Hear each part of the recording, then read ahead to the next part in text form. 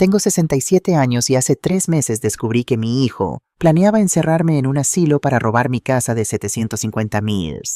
Pero lo que él no sabía es que mi esposo guardaba un secreto en nuestro sótano durante 20 años, un secreto que iba a cambiar todo. ¿Desde dónde nos estás escuchando hoy? Déjanos tu ubicación en los comentarios. Me llamo Carmen Herrera, vivo en Barcelona y hasta hace 3 meses pensaba que conocía a mi familia. Resulta que estaba completamente equivocada.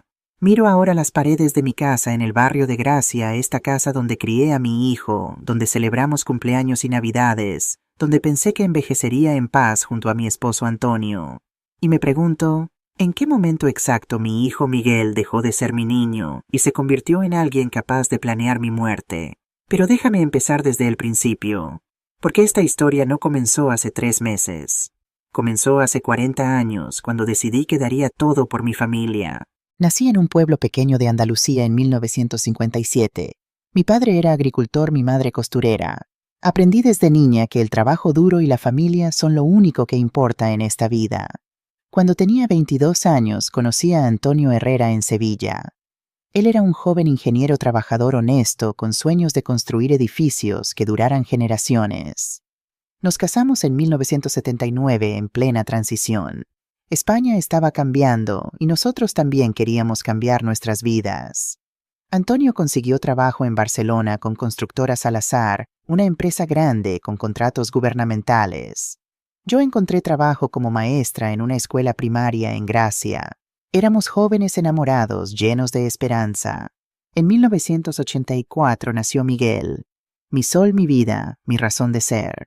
Recuerdo sostenerlo en el hospital mirando esos ojitos que me devolvían la mirada y prometiéndole que nunca le faltaría nada, que tendría todas las oportunidades que yo nunca tuve, que estudiaría, que sería alguien que sería feliz. Y cumplí esa promesa. Dios sabe que la cumplí. Trabajé doble turno como maestra para pagar sus clases de inglés, sus clases de fútbol, sus campamentos de verano. Antonio trabajaba horas extra en la constructora. Ahorrábamos cada euro. Comíamos simple en casa para que Miguel pudiera comer bien.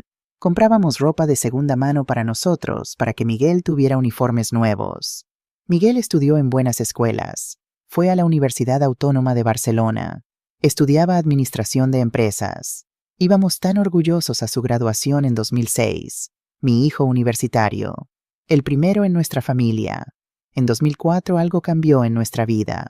Antonio llegó a casa una noche pálido, temblando. Había habido un accidente terrible en una obra de Constructora Salazar. Un edificio de apartamentos había colapsado en Hospitalet. 31 personas murieron, familias enteras, niños. Antonio era el ingeniero supervisor de ese proyecto. Esa noche lloró en mis brazos como nunca lo había visto llorar. Me dijo que había advertido sobre problemas con los materiales de construcción. Había escrito informes. Había suplicado a su jefe Rodrigo Salazar que invirtieran en materiales de mejor calidad, pero Salazar se negó.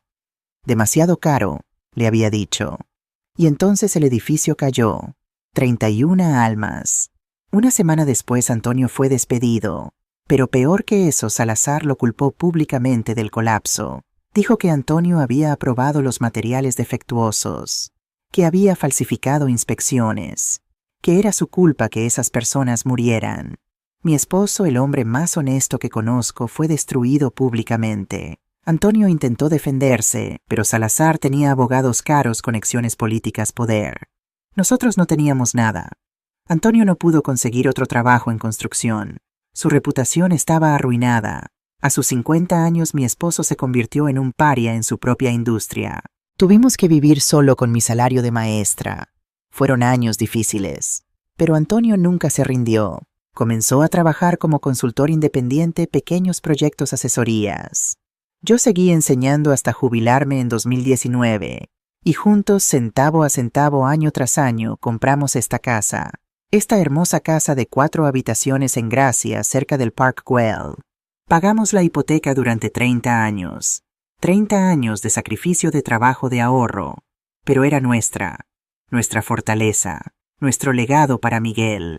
Porque eso es lo que hacen los padres, ¿verdad? Construyen un futuro para sus hijos. Se sacrifican para que sus hijos tengan más de lo que ellos tuvieron.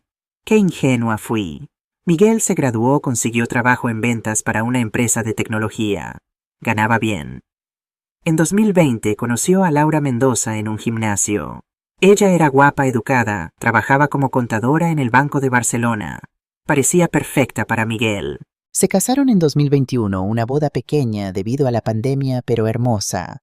Laura con su vestido blanco, Miguel tan feliz. Antonio y yo lloramos de alegría. Nuestro hijo estaba comenzando su propia familia. Todo iba bien, o eso pensábamos. Mirando hacia atrás ahora veo todas las señales que ignoré, las pequeñas cosas que mi corazón de madre no quiso reconocer. Hace 2 años Miguel comenzó a visitarnos más seguido. Al principio pensé que era bonito. ¡Qué hijo tan atento!, le decía a mis amigas. Viene a vernos 3-4 veces por semana. Pero Antonio notó algo extraño. ¿Te has dado cuenta de que siempre pregunta sobre nuestras finanzas?, me dijo una noche. Es natural, le respondí. Quiere asegurarse de que estamos bien. Carmen ayer me preguntó cuánto vale la casa, y hace 2 semanas preguntó sobre nuestras cuentas de ahorro. Preocupación de hijo, insistí, porque yo no quería creer otra cosa. Luego estaba Laura. Al principio me caía bien. Era educada, siempre traía flores o vino cuando venían a cenar. Pero había algo en su sonrisa que no llegaba a sus ojos. Y la forma en que miraba nuestra casa, como si estuviera haciendo un inventario mental de todo. Hace 1 año Laura empezó a hacer comentarios, pequeños, sutiles, pero constantes. Carmen, ¿no crees que esta casa es demasiado grande para solo ustedes dos? Antonio, con tu edad, ¿no es peligroso subir y bajar esas escaleras todo el día? ¿Han pensado en mudarse a algo más pequeño, más manejable? Hay residencias muy bonitas para personas de su edad. Residencias. La palabra que eventualmente se convertiría en mi pesadilla. Antonio comenzó a actuar extraño hace 6 meses. Bajaba al sótano con más frecuencia, a veces en medio de la noche. Cuando le preguntaba qué hacía, decía que estaba organizando cajas viejas. Pero yo escuchaba sonidos raros, movimiento de objetos pesados. Una vez juraría que escuché un taladro eléctrico. Antonio, ¿qué estás haciendo ahí abajo? Solo un pequeño proyecto, mi amor. Una sorpresa. ¡Qué sorpresa, efectivamente! También noté que Antonio había perdido peso. No comía bien. A veces lo encontraba despierto a las 3 de la mañana sentado en la cocina mirando papeles que escondía rápidamente cuando yo aparecía. ¿Estás bien?, le preguntaba preocupada. Sí, solo pensando en viejos tiempos. Miguel también cambió. Comenzó a verse cansado, ojeroso. Perdió peso. Empezó a recibir llamadas telefónicas que lo ponían nervioso. Se alejaba para contestar, hablaba en voz baja con urgencia. Una vez lo escuché decir, no puedo conseguir ese dinero tan rápido. Necesito más tiempo. Cuando le pregunté si todo estaba bien, sonrió esa sonrisa tensa y dijo, todo perfecto, mamá. Solo estrés del trabajo. Pero era más que eso. Lo supe cuando empezó a evitar mirarme a los ojos. Y luego estaba Laura. Hace 3 meses la forma en que me miraba cambió. Ya no fingía afecto. Me miraba como se mira un obstáculo, como algo que necesitaba ser removido. Debí haber prestado más atención. Debí haber hecho preguntas más difíciles. Pero es que era mi hijo, mi bebé. Y yo, como tantas madres, preferí creer la mentira cómoda que la verdad dolorosa. Hasta que ya no pude ignorarlo más. Fue un martes, el 15 de septiembre de 2024, un día que estará grabado en mi memoria para siempre.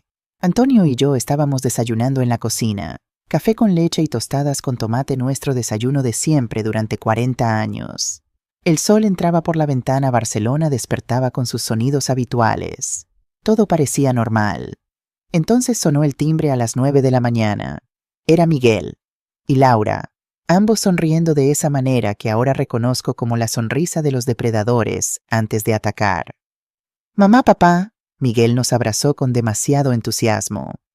Tenemos una sorpresa maravillosa para ustedes. Laura llevaba una carpeta gruesa bajo el brazo, una carpeta que cambiaría nuestras vidas. Pasen, pasen, dije limpiando rápidamente la mesa del desayuno. ¿Quieren café? No hay tiempo, mamá. Esto es importante. Miguel prácticamente nos empujó hacia la sala de estar. Nos sentamos en el sofá, ese sofá viejo pero cómodo donde habíamos visto crecer a Miguel. Laura se sentó frente a nosotros en la silla individual abriendo su carpeta con movimientos precisos ensayados. Miguel se quedó de pie moviéndose nerviosamente de un pie al otro. Bueno, comenzó Laura con esa voz dulce y falsa que usaba. Antonio, Carmen, Miguel y yo hemos estado muy preocupados por ustedes. ¿Preocupados?, pregunté. ¿Por qué? Por su salud, su bienestar. Laura sacó papeles de la carpeta.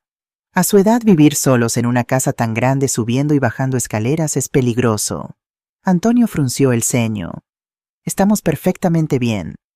Papá Miguel se acercó, puso una mano en el hombro de Antonio. Sé que crees eso, pero hemos notado cambios.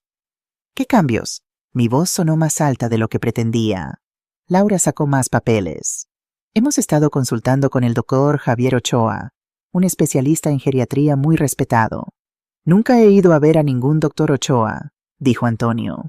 Exactamente ese es el problema. Laura continuó como si Antonio no hubiera hablado. La negación es uno de los primeros síntomas. El doctor, basándose en las descripciones que le dimos de sus comportamientos recientes, ha concluido que necesitan cuidado especializado. Sentí como si el suelo se moviera bajo mis pies. ¿Cuidado especializado? Sí, mamá. Miguel se agachó frente a mí y tomó mis manos. Sus manos estaban sudando. Hemos encontrado el lugar perfecto. Se llama Residencia Esperanza. Es hermoso, mamá. Jardines, actividades, enfermeras las 24 horas. Estarán tan bien cuidados. Una residencia. La palabra salió de mi boca como veneno. ¿Nos estás proponiendo mandarnos a un asilo? No es un asilo, Carmen. Laura sonaba impaciente ahora. Es un centro de vida asistida de lujo. Cuesta 6,000 al mes, pero vale cada euro. 6,000 al mes. Para 2 personas, 12,000 al mes. 144,000 al año. Antonio, siempre el ingeniero calculador, hizo las mismas matemáticas que yo. ¿Y de dónde van a sacar 144,000 al año? Miguel y Laura intercambiaron una mirada que lo decía todo. ¿De aquí? Laura dijo finalmente señalando a nuestro alrededor. De la casa. El silencio que siguió fue como el silencio antes de un terremoto. ¿Qué? Logré decir. Laura sacó más papeles de su maldita carpeta. La casa está tasada en 750,000. Si la vendemos con ese dinero pueden vivir cómodamente en Residencia Esperanza por años. Y con lo que sobre Miguel y yo podríamos, ayudarles a gestionar sus finanzas. Gestionar nuestras finanzas, repitió Antonio lentamente con esa voz peligrosamente calmada que yo conocía. ¿Quieres decir quedarse con nuestro dinero? Papá, Miguel se puso de pie ofendido. No es así. Estamos pensando en ustedes. No. Antonio también se puso de pie. No vamos a vender nuestra casa. No vamos a ninguna residencia. Y definitivamente no vamos a firmar papeles que nos hagan perder el control de nuestras vidas. Laura dejó caer la máscara de amabilidad por un segundo. Por un segundo vi algo frío y calculador en sus ojos. Pero rápidamente volvió a sonreír. Antonio, Carmen, entiendo que es mucho para procesar. Por eso ya hemos preparado todo. Sacó un último set de documentos. Estos son poderes legales. Solo necesitamos que firmen aquí y aquí y aquí. Hemos hablado con un abogado. Todo está listo. Pueden mudarse a Residencia Esperanza el próximo lunes. El próximo lunes estaba en shock. Eso es en 5 días. Sí, Laura sonrió. Ya pagamos el primer mes. Su habitación está esperándolos. Es en un segundo piso con vista al jardín. Les va a encantar. Miré los papeles. Estaban llenos de términos legales que no entendía completamente, pero algunas palabras saltaron a mi vista. Transferencia de propiedad, poder de representación legal, control financiero total. No, dije firmemente. No vamos a firmar nada. Mamá. Miguel se arrodilló frente a mí otra vez. Ahora había desesperación en su voz. Por favor, esto es lo mejor para todos, lo prometo. Miguel, le tomé la cara entre mis manos mirándolo a los ojos. Mi hijo, ¿qué te pasa? ¿Qué está pasando realmente? ¿Estás en problemas? Por un breve momento vi a mi verdadero hijo detrás de esa máscara. Vi miedo, culpa, desesperación. Sus ojos se llenaron de lágrimas. Mamá, Miguel. La voz de Laura era como un látigo. Ya hablamos de esto. Y así mi hijo volvió a ponerse la máscara. Mamá, papá, por favor, solo firmen los papeles. No, dijo Antonio con una finalidad que no admitía discusión. Ahora quiero que se vayan de mi casa. Laura se puso de pie guardando los papeles en la carpeta con movimientos bruscos. Esto es un error, un gran error. ¿Nos estás amenazando?, pregunté incrédula. No es una amenaza, Carmen, es un hecho. Laura caminó hacia la puerta. El doctor Ochoa ya ha documentado su deterioro cognitivo. Si no cooperan voluntariamente, tendremos que tomar medidas legales. Hay formas de declarar a personas de su edad incompetentes, y entonces un juez decidirá por ustedes. ¿Incompetentes? Antonio rió sin humor. Vete de mi casa, ahora. Miguel miró hacia atrás mientras Laura lo empujaba hacia la puerta. Lo siento, susurró. Lo siento mucho. La puerta se cerró tras ellos. Antonio y yo nos quedamos de pie en medio de nuestra sala temblando en shock. Antonio, dije finalmente, ¿qué acaba de pasar? Acaba de pasar, Antonio dijo lentamente, que nuestro hijo acaba de intentar robarnos todo. No tuvimos mucho tiempo para procesar lo que había ocurrido, porque 2 horas después, el timbre sonó otra vez. Antonio miró por la ventana y su rostro palideció. Carmen, hay un coche afuera, y no reconozco a las personas. Abrimos la puerta con cuidado. Había 3 personas, el doctor Javier Ochoa, reconocí su foto de la tarjeta que Laura había dejado, y 2 hombres grandes en trajes oscuros que no sonreían. Señor y señora Herrera, el doctor Ochoa sonrió con esa sonrisa profesional que me dio escalofríos. Siento venir sin avisar, pero Miguel y Laura me llamaron preocupadísimos. Me pidieron que viniera a evaluarlos inmediatamente. No necesitamos evaluación, dijo Antonio, y no los invitamos. Váyanse. Señor Herrera, uno de los hombres de traje habló con voz profunda. Soy Mateo Vega, abogado de su hijo Miguel. Si ustedes rechazan la evaluación médica, nos veremos forzados a obtener una orden judicial. Sería mucho más fácil si simplemente cooperaran. Mi corazón latía como tambor. ¿Orden judicial para qué? Para declararlos legalmente incompetentes. El doctor Ochoa dijo casualmente, como si estuviera hablando del clima. Es un procedimiento estándar cuando personas mayores muestran signos de deterioro cognitivo y se niegan a aceptar ayuda. No hay ningún deterioro, dije, mi voz subiendo. Esto es una farsa. Mamá, la voz de Miguel me hizo girar. Él y Laura habían regresado apareciendo desde el coche. Por favor, solo déjate revisar por el doctor. Si todo está bien, perfecto. Pero si no... ¿Si no qué, Miguel? Antonio dio un paso hacia nuestro hijo. Nos van a llevar a la fuerza. Miguel no respondió. Su silencio fue respuesta suficiente. Antonio, le susurré. Necesitamos hablar en privado. Antonio entendió inmediatamente. Carmen tiene razón. Necesitamos un momento para hablar entre nosotros. ¿Pueden esperarnos en la sala mientras nosotros... Vamos a buscar algo al sótano? ¿Al sótano? Laura frunció el ceño sospechosa. Sí, inventé rápidamente. Tenemos nuestros documentos médicos allí, de nuestros chequeos recientes, para demostrar que estamos bien. El doctor Ochoa asintió. Excelente. Eso sería muy útil. Nos dejaron ir al sótano. Laura intentó seguirnos, pero Antonio la detuvo. Está desordenado allí abajo. Peligroso. Espérenos aquí. Volveremos en 5 minutos. Bajamos las escaleras del sótano, nuestro sótano que conocíamos de memoria después de 40 años. Ese sótano húmedo y oscuro donde guardábamos cajas de Navidad, muebles viejos, herramientas. Ese sótano que yo pensaba que conocía por completo. ¡Qué equivocada estaba! Antonio cerró la puerta detrás de nosotros. Escuchamos el clic. Y luego escuchamos algo que hizo que mi sangre se congelara, el sonido de un cerrojo deslizándose. El sonido de una llave girando. Corrí hacia la puerta y giré la manija con todas mis fuerzas. No se movía. «Miguel», grité golpeando la puerta con los puños. «Miguel, abre esta puerta». «Lo siento, mamá». La voz de Miguel llegó amortiguada desde arriba. «Es por tu propio bien. El doctor necesita tiempo para preparar la evaluación. Y ustedes necesitan calmarse». «Miguel Herrera», gritó Antonio. «Eres mi hijo. No puedes hacernos esto. Lo siento, papá». Y luego más bajo, casi no audible. «Lo siento mucho».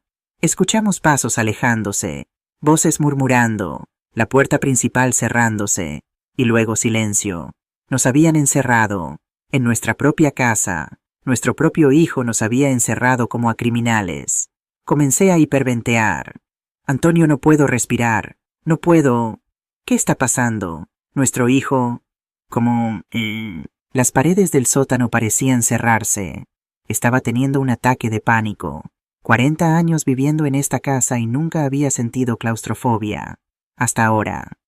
Carmen, Antonio me agarró de los hombros. Carmen, mírame. Respira. Nos han secuestrado. En nuestra propia casa. Carmen, tranquila. Tranquila, Antonio. Van a traer a ese médico corrupto. Va a declararnos dementes. Van a robarnos todo. Carmen. Antonio me giró para que lo mirara directamente. Su rostro estaba sorprendentemente calmado. Escúchame, respira hondo. Inhalé temblorosamente. Ahora exhala. Exhalé. Otra vez. Respiré. Una vez. 2 veces. 3 veces. Mejor. Antonio asintió. Ahora escúchame cuidadosamente.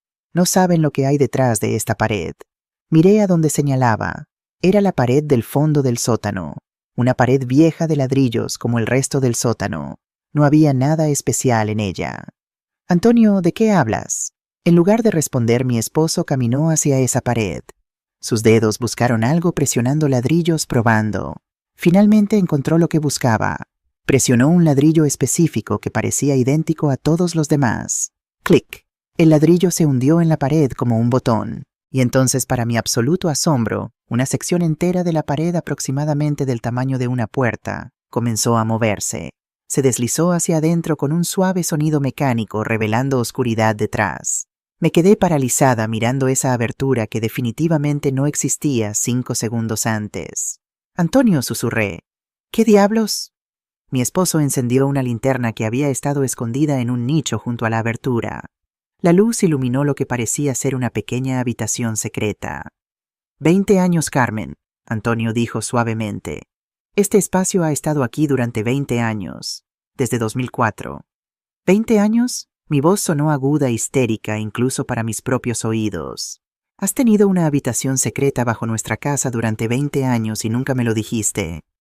Entra. Antonio me extendió la mano. Es hora de que sepas la verdad, toda la verdad. La habitación secreta era más grande de lo que parecía desde afuera. Tal vez 4 metros por 5. Las paredes estaban forradas con estantes metálicos llenos de cajas etiquetadas meticulosamente. Había un pequeño escritorio con una computadora que se veía sorprendentemente moderna. En la esquina una caja fuerte. Y en las paredes mapas, fotografías, documentos con marcadores de colores. Parecía la guarida de un detective o de un espía.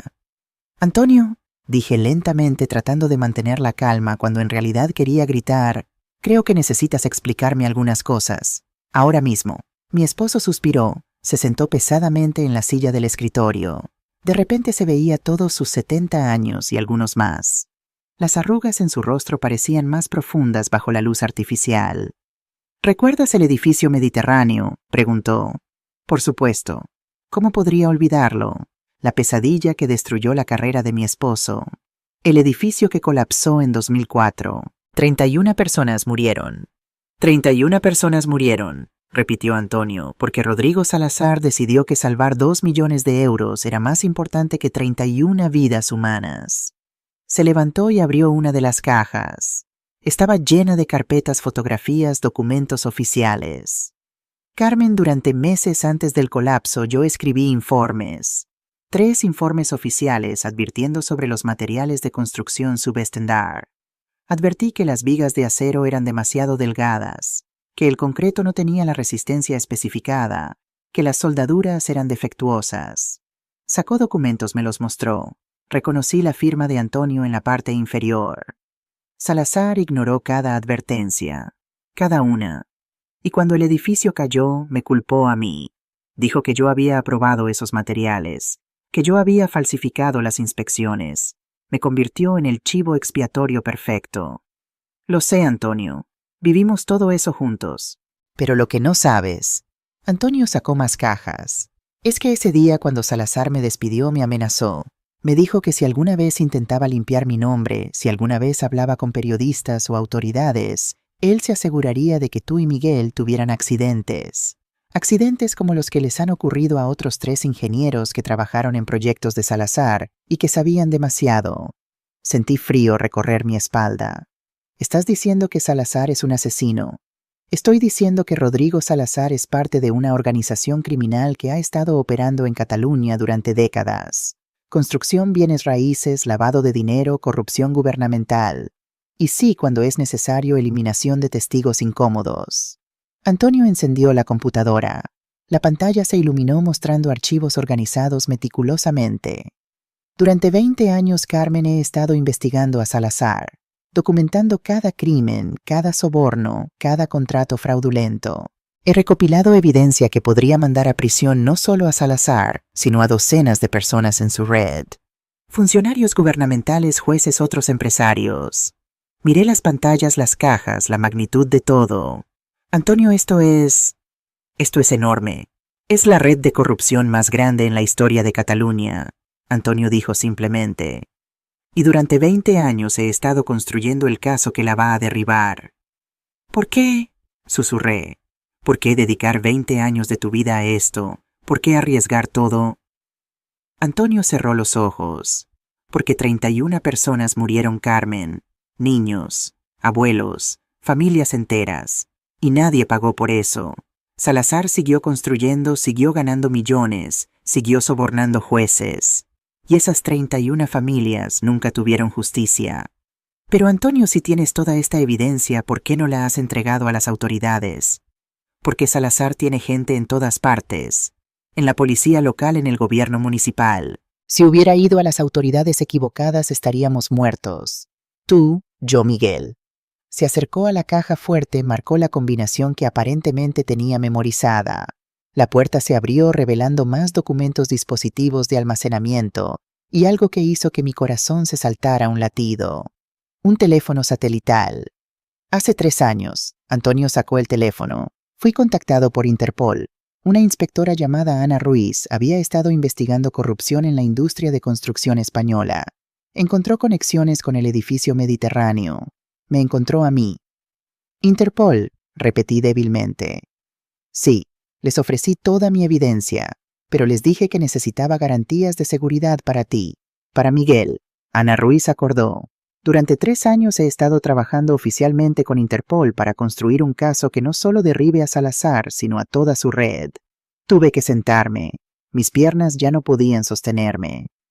3 años. 3 años has estado trabajando con Policía Internacional y nunca me dijiste. Para protegerte. Antonio se arrodilló frente a mí y tomó mis manos. Carmen, si Salazar hubiera sabido que tú sabías algo, te habría convertido en objetivo. La única forma de mantenerte segura era mantenerte en la oscuridad. Las lágrimas comenzaron a correr por mis mejillas. ¿Pero por qué ahora? ¿Por qué me lo dices ahora? ¿Por qué? Antonio apretó mis manos. El caso finalmente está listo. Interpol tiene suficiente evidencia. Los arrestos estaban programados para dentro de 2 semanas. Sí, pero entonces Miguel y Laura aparecieron con su plan de Residencia Esperanza. De repente algo hizo clic en mi cerebro. Espera, Residencia Esperanza. Antonio asintió grimly. No es coincidencia que ese sea el nombre. Se levantó, fue a otra caja, sacó archivos sobre una operación que me hizo sentir náuseas. Residencia Esperanza y 7 otros asilos de ancianos en Cataluña y Valencia. Todos controlados por la misma red. Todos parte del mismo esquema. Durante 10 años, Antonio explicó, esta red ha estado usando estos asilos para robar a personas mayores adineradas. Identifican víctimas, manipulan a sus familias para que las internen, toman control de sus activos y luego las personas mueren naturalmente dentro de meses. Dios mío. 300 personas en 10 años, Carmen. 300 personas mayores robadas y asesinadas. Y todo perfectamente legal en papel. Porque hay jueces corruptos firmando las órdenes, médicos corruptos certificando demencia, abogados corruptos transfiriendo propiedades. Miré los archivos con horror. Y Miguel quería mandarnos allí. No solo quería mandarnos allí, Carmen. El doctor Ochoa, que vino hoy, es parte de esta red. Ha firmado 200 certificaciones falsas de demencia. Laura trabaja en el Banco de Barcelona, perfecta posición para procesar transferencias sospechosas. Entonces Laura no es solo la esposa de Miguel, es parte de la operación. Y nuestro hijo... Antonio cerró los ojos con dolor. Nuestro hijo fue reclutado, o chantajeado, o ambos. El teléfono satelital en manos de Antonio de repente cobró sentido. Antonio, ¿qué vas a hacer? Lo que debía hacer hace 3 años. Antonio comenzó a marcar un número en el teléfono. Activar el protocolo de emergencia.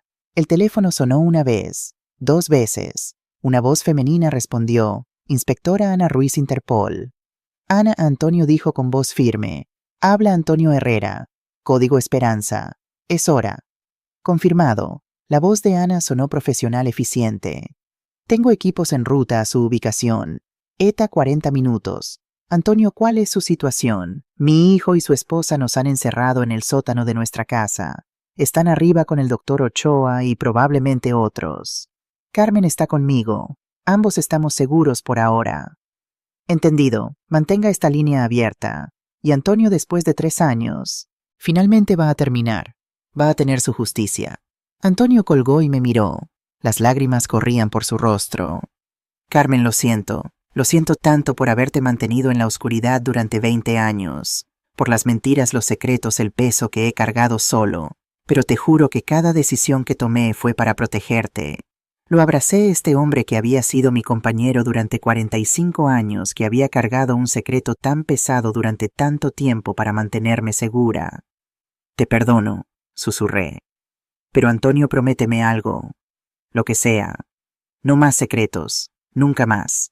Pase lo que pase después de hoy, enfrentamos todo juntos. Juntos, Antonio acordó. Siempre. Arriba escuchamos movimiento. Voces. El doctor Ochoa hablando por teléfono. Laura dando instrucciones. Y Miguel. Mi hijo, en cuya voz pude escuchar duda, miedo, arrepentimiento. ¿Miguel va a ser arrestado también?, pregunté. Antonio asintió tristemente. Conspiración, intento de fraude, secuestro. Sí, Carmen, nuestro hijo va a ir a prisión. Cerré los ojos. 40 años criando un hijo, sacrificando todo por él. Y en un día, en una serie de decisiones terribles, él destruyó todo. Pero también salvó todo, porque su traición activó los protocolos de Antonio. Su intento de robarnos paradójicamente nos salvó al forzar a Antonio a revelar sus secretos, a llamar a Interpol, a finalmente actuar. 40 minutos, dije mirando el reloj en la pared de este sótano secreto. 40 minutos, Antonio confirmó. Y entonces empieza el fin de esta pesadilla. Antonio y yo nos quedamos en ese sótano secreto rodeados de 20 años de evidencia esperando. 40 minutos, 2400 segundos entre nuestra vida anterior y lo que fuera que vendría después. Muéstrame todo, le dije a Antonio. Si voy a enfrentar lo que viene, necesito saber exactamente qué hemos estado viviendo. Mi esposo asintió. Comenzó a sacar carpetas, abriéndolas una por una sobre el pequeño escritorio. Empecemos con Rodrigo Salazar. Antonio desplegó fotografías. El hombre que reconocí de las noticias, exitoso empresario de la construcción, filántropo, con conexiones políticas hasta la Generalitat de Cataluña. En la superficie es respetable, pero debajo, las siguientes fotos mostraban a Salazar en reuniones clandestinas, con políticos en restaurantes oscuros, con hombres que claramente eran criminales, maletas intercambiándose, documentos firmándose en coches estacionados en callejones. Constructora Salazar ha tenido contratos gubernamentales por 400 millones en los últimos 15 años, Antonio explicó. Hospitales, escuelas, viviendas sociales.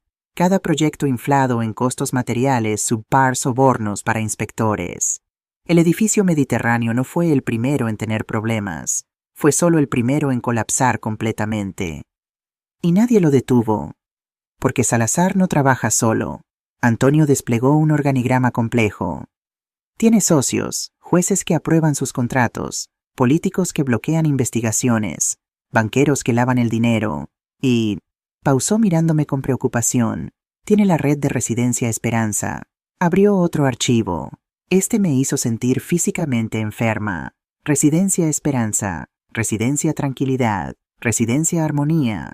8 instalaciones en total esparcidas por Cataluña y Valencia. Todas se veían hermosas en las fotos de sus sitios web.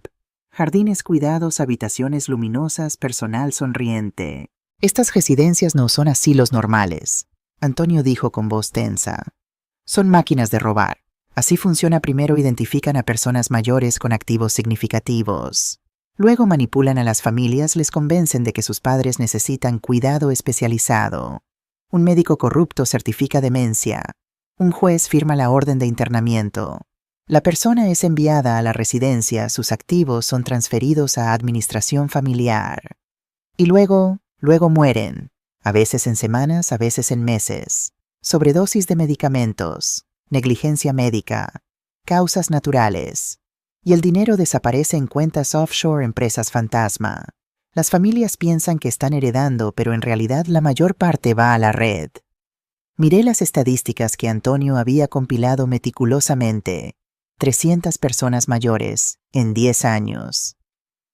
80 millones robados. Dios mío, Antonio, y Miguel quería mandarnos allí.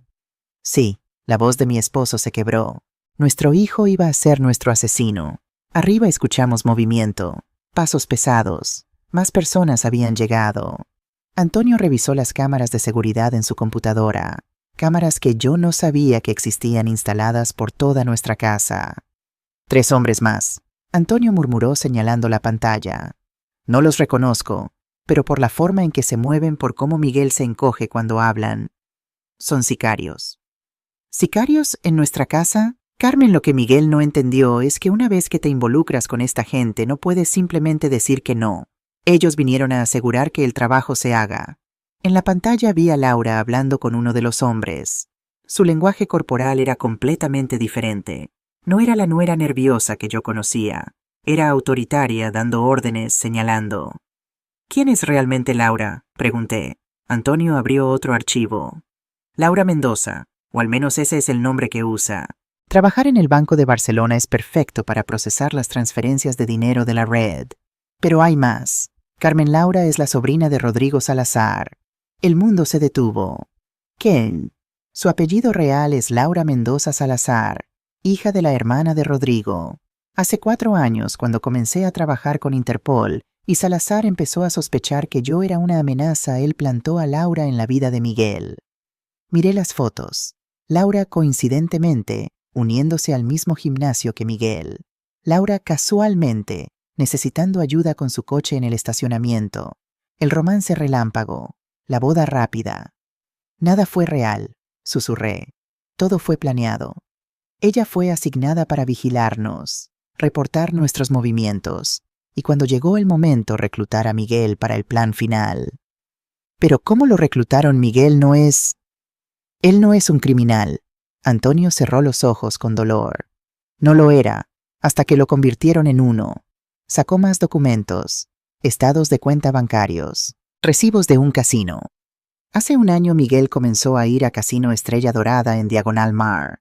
Al principio solo diversión, pero luego empezó a perder, y a perder más, y más. Los números eran aterradores.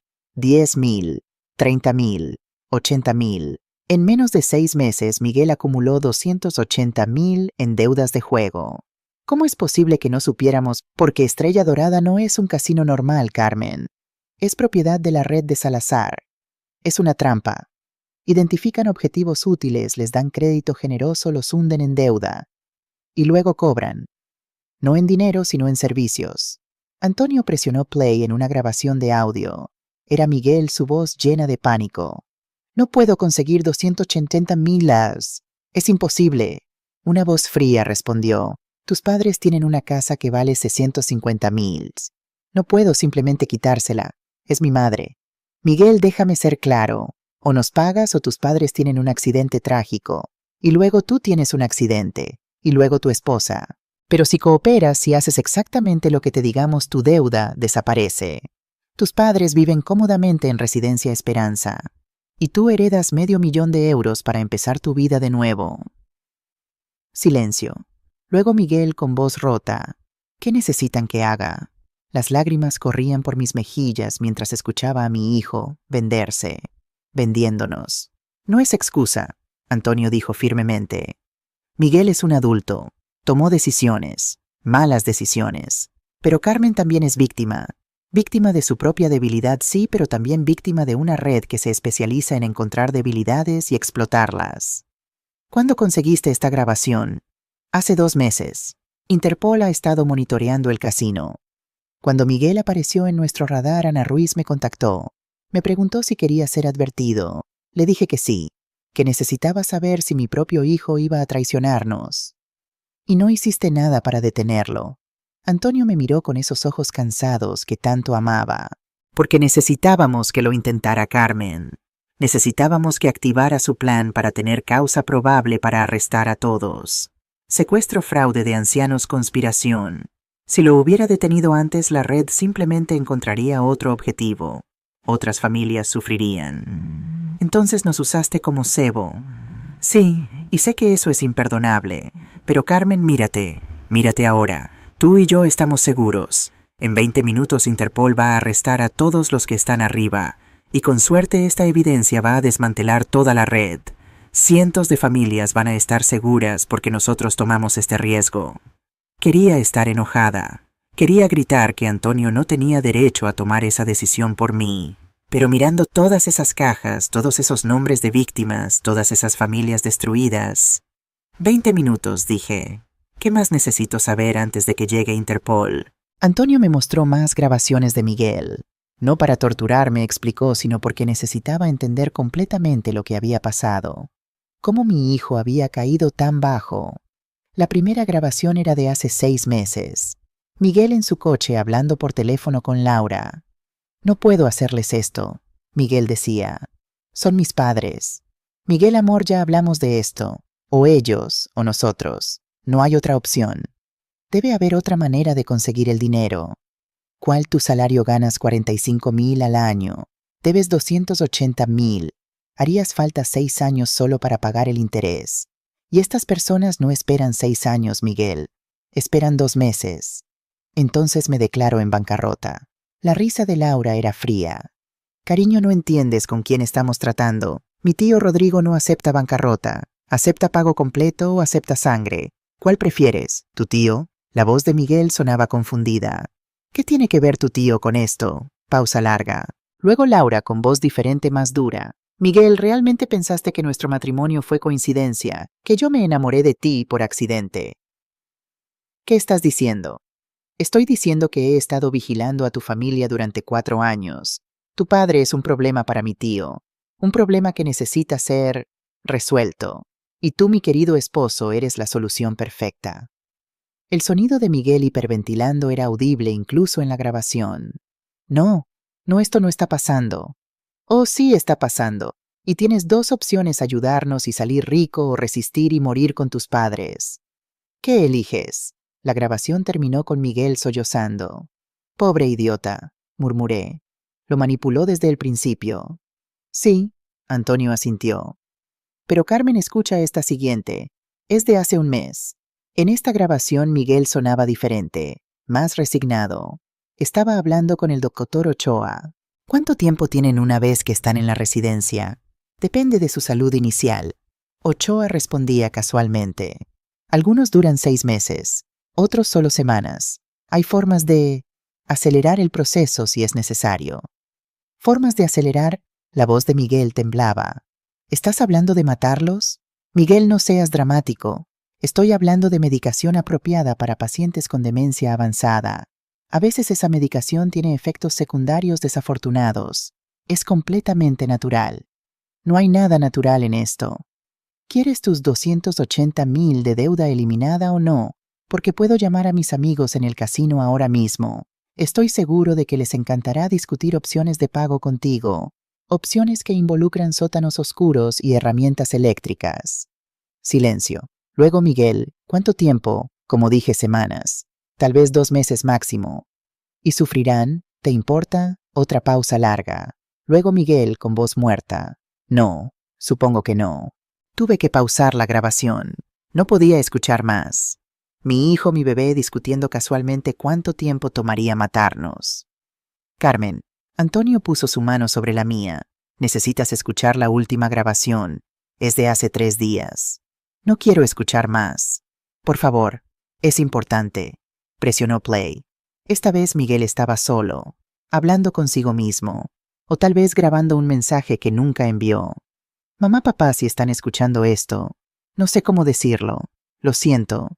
Dios, lo siento tanto. Cada noche me acuesto odiándome. Cada mañana me despierto queriendo confesar, pero tengo tanto miedo. Miedo de lo que me harán, miedo de lo que les harán a ustedes si me echo atrás. Su voz se quebró. Mamá, ¿recuerdas cuando tenía 8 años y rompí tu jarrón favorito? Lloré durante horas. Pensé que nunca me perdonarías, pero me abrazaste y dijiste que los objetos se pueden reemplazar, pero las personas no. Que siempre me amarías sin importar qué. Sollozos. Rompí algo mucho más valioso que un jarrón. Rompí tu confianza. Rompí mi propia alma. Y sé que esta vez no hay abrazo que lo arregle, pero necesito que sepan que los amo, que siempre los he amado, y que si pudiera volver en el tiempo y nunca poner un pie en ese maldito casino. La grabación terminó abruptamente. Me quedé mirando el dispositivo en silencio. Toda mi vida había sido maestra. Había enseñado a cientos de niños. Les había enseñado que las decisiones tienen consecuencias, que los errores pueden ser perdonados, pero deben ser reconocidos primero. ¿Podría perdonar esto? ¿Podría perdonar a mi hijo por planear mi muerte? No lo sé, dije en voz alta. Antonio, no sé si puedo perdonar esto. No tienes que decidirlo ahora, Antonio dijo suavemente. Tienes el resto de tu vida para decidir. Pero Carmen, recuerda, Miguel es víctima también. No tanto como nosotros, cierto. Él tomó decisiones, pero fue manipulado, chantajeado, aterrorizado. La verdadera villana es Laura. Y las verdaderas monstruos son Salazar y toda su red. Miré el reloj. 10 minutos. Antonio, ¿qué va a pasar con Miguel cuando llegue Interpol? Va a ser arrestado. Conspiración, intento de fraude de anciano, secuestro. Está mirando 5 a 10 años de prisión. 5 a 10 años. Mi hijo en prisión. Mi bebé en una celda. A menos que coopere, Antonio continuó. Si testifica contra Laura Salazar, todos los demás y proporciona evidencia, podría reducir su sentencia significativamente. ¿Ya hablaste con Ana sobre esto? Sí, ella está dispuesta a ofrecer un trato, pero solo si Miguel coopera completamente, sin reservas, sin proteger a nadie. Arriba las voces se hicieron más fuertes. Sonaba como una discusión. Antonio verificó las cámaras. El doctor Ochoa está nervioso. Sigue mirando su reloj. Laura está en su teléfono, probablemente reportando a Salazar. ¿Y Miguel? Antonio amplió la cámara de la sala. Miguel estaba sentado en nuestro sofá, cabeza entre las manos. Uno de los sicarios estaba parado junto a él, mano en su chaqueta donde probablemente había un arma. Mi hijo lucía aterrorizado. 5 minutos, Antonio dijo verificando su teléfono satelital. Ana acaba de enviar mensaje. Los equipos están en posición. Los últimos 5 minutos se sintieron como 5 horas. Antonio y yo nos quedamos en ese sótano secreto mirando las pantallas esperando. En la sala de estar, Laura caminaba de un lado a otro hablando rápidamente por teléfono en voz baja. El doctor Ochoa revisaba su maletín nerviosamente.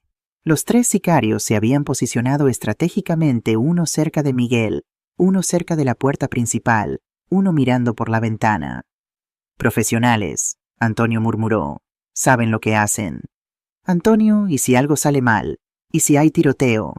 Por eso estamos aquí abajo protegidos. Pero confía en mí, Carmen. Interpol no va a arriesgarse a un tiroteo en un barrio residencial. Tienen protocolo. A las 11:47, exactamente, las cámaras exteriores captaron movimiento. Furgonetas negras bloqueando ambos extremos de nuestra calle. Hombres y mujeres en chalecos antibalas con Interpol, en letras grandes, moviéndose rápidamente hacia nuestra casa. En la pantalla vi al sicario en la ventana tensarse. Tenemos compañía, dijo en voz baja. Laura corrió a la ventana. Su rostro palideció. Mierda, policía, muchos policías. ¿Cómo el doctor Ochoa entró en pánico? ¿Cómo nos encontraron? No importa cómo, uno de los sicarios sacó su arma. Necesitamos salir, ahora. No, Miguel se puso de pie. Si salen disparando, alguien va a morir.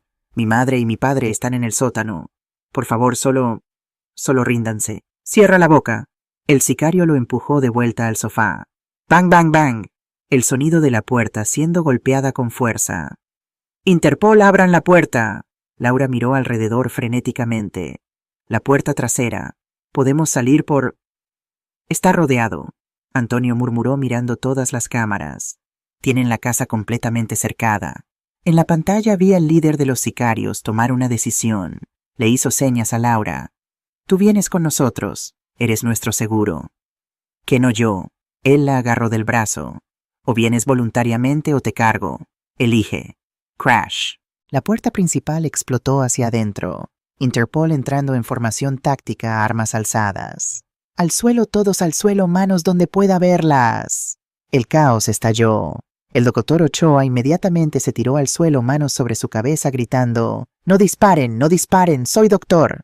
Miguel también al suelo sollozando. Pero los 3 sicarios agarraron a Laura y corrieron hacia la cocina, hacia la puerta trasera. Equipo 2 están moviéndose hacia la parte trasera. Escuché a través del teléfono satelital de Antonio. Ana había dejado la línea abierta para que pudiéramos escuchar. En las cámaras exteriores vi a otro equipo de Interpol en nuestro jardín trasero esperando. Los sicarios abrieron la puerta trasera y se encontraron con 10 armas apuntándoles. «Suelta el arma», una voz firme. «No hay salida. Es tu última advertencia». Por un segundo terrible pensé que el sicario iba a disparar. Vi su dedo moverse hacia el gatillo. Vi a Laura siendo usada como escudo humano. Luego algo inesperado. Laura misma se movió. Un movimiento rápido, entrenado, retorciendo su cuerpo. El sicario la soltó por sorpresa y Laura se tiró al suelo. «¡Disparen!», gritó ella. «Tengo información, soy informante». Los sicarios, confundidos por un segundo crucial, dudaron. Ese segundo fue suficiente. Interpol se movió. 3 tasers disparados simultáneamente. Los sicarios cayeron convulsionándose. En 30 segundos todo terminó. Las cámaras mostraban a todos esposados, el doctor Ochoa llorando, Miguel en shock silencioso, los 3 sicarios en el suelo, y Laura siendo tratada diferente. Un agente le quitó las esposas. «¿Qué diablos?», susurré. «¿Por qué la soltaron?». Antonio también parecía confundido. «No lo sé. Esto no estaba en el plan». «Antonio Herrera». La voz de Ana vino por el teléfono satelital. «¿Estás ahí?». Antonio presionó para hablar. «Estoy aquí. Carmen está conmigo. Ambos seguros». «Excelente. Puedan subir ahora. Es seguro». Antonio abrió la puerta secreta. Subimos las escaleras lentamente, mi corazón latiendo tan fuerte que pensé que todos podrían escucharlo. Cuando llegamos a la planta principal, la escena era surrealista. Nuestra hermosa casa llena de agentes de Interpol, equipos forenses oficiales con chalecos antibalas. Como si una película de acción explotara en medio de nuestro hogar. Una mujer de unos 40 años se acercó. Cabello corto, ojos inteligentes, presencia comandante. «Antonio, Carmen, soy la inspectora Ana Ruiz. Finalmente nos conocemos en persona». «Inspectora», Antonio estrechó su mano. «Gracias por venir tan rápido. Gracias a usted por 3 años de evidencia meticulosa». Ana sonrió brevemente. «Este es el mayor arresto coordinado en la historia de Interpol España. En este momento equipos están arrestando a Rodrigo Salazar, 20 de sus asociados, 4 jueces, 3 directores de residencias y más de una docena de otros». Salazar fue arrestado. Me aferré a Antonio. Entonces terminó. Ana dudó. Casi. Pero hay complicaciones. ¿Qué complicaciones? Laura Mendoza no es quien pensamos que era. Ana nos guió a la cocina donde Laura estaba sentada bebiendo agua extrañamente calmada para alguien que acababa de ser usada como escudo humano. Laura ha estado trabajando con nosotros, Ana dijo sin rodeos. «Quedan Antonio y yo», dijimos al unísono. Laura nos miró. «Señora Herrera, señor Herrera, sé que deben odiarme. Tienen todo el derecho. Pero necesitan saber. No todo fue mentira». «Explica». Ana se cruzó de brazos. «Y rápido, porque aún no estoy convencida de no arrestarte también». Laura respiró profundo. «Hace 4 años mi tío Rodrigo me pidió que me acercara a Miguel. Dijo que era un trabajo simple conocer a su hijo, reportar sobre sus padres. Vigilancia básica. Me pagaba 2.000 al mes. Yo era una contadora junior con préstamos estudiantiles. Necesitaba el dinero». «Así que te casaste con mi hijo por dinero», dije fríamente. «Al principio sí. Fue solo un trabajo. Pero…». Laura miró hacia donde Miguel estaba siendo procesado en la sala. Luego comencé a conocerlo realmente.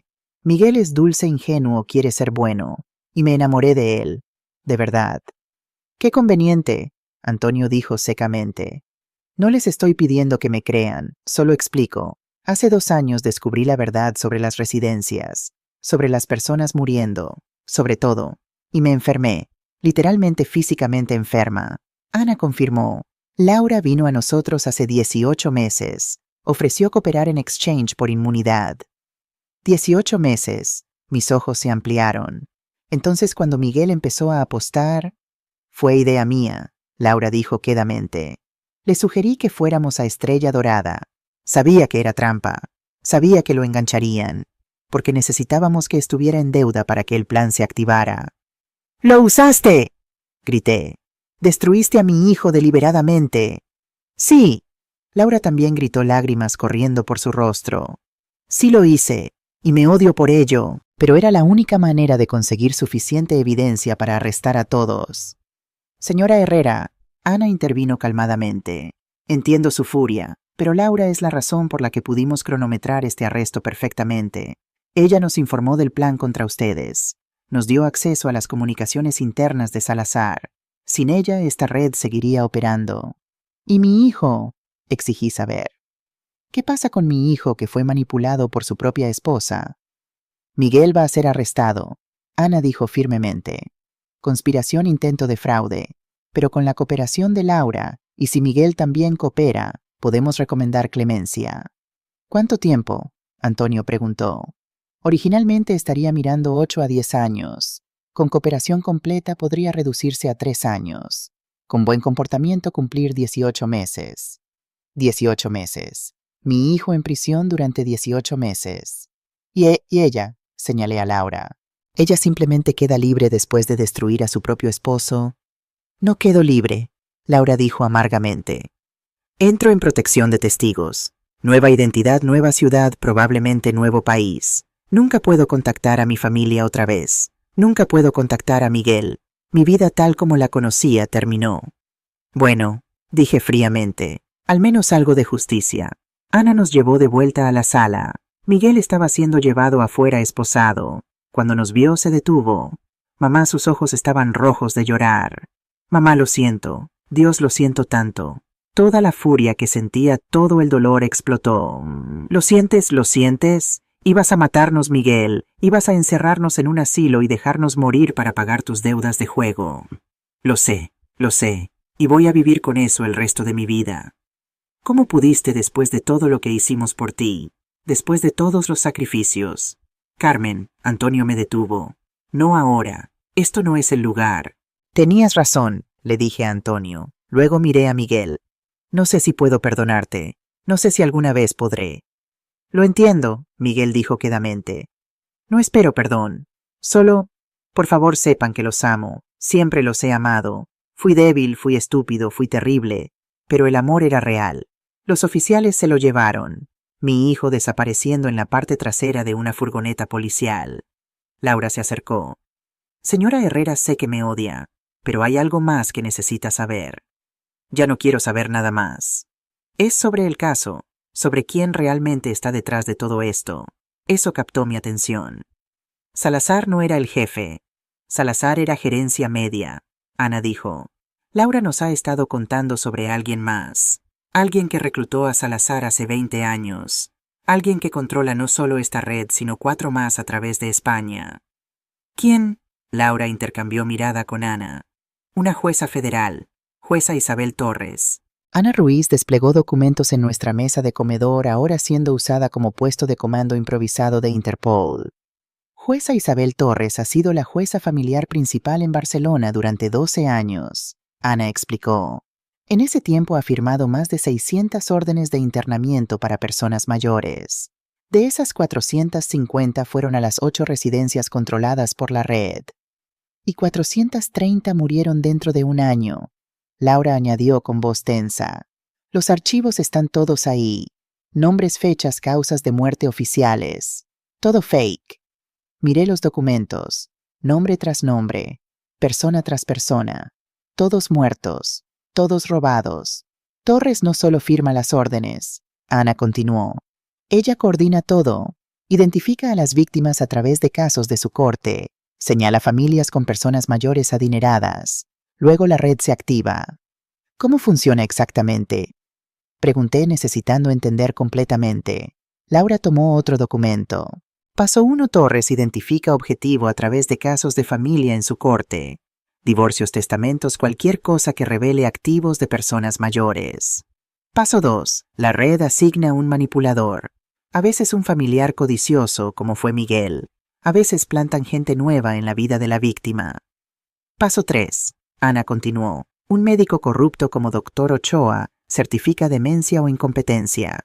Paso 4. Torres firma la orden de internamiento. Paso 5. La persona es enviada a una de las residencias. Paso 6. Los activos son transferidos a cuentas controladas por la red. Paso 7. La persona muere. Todo perfectamente legal en papel.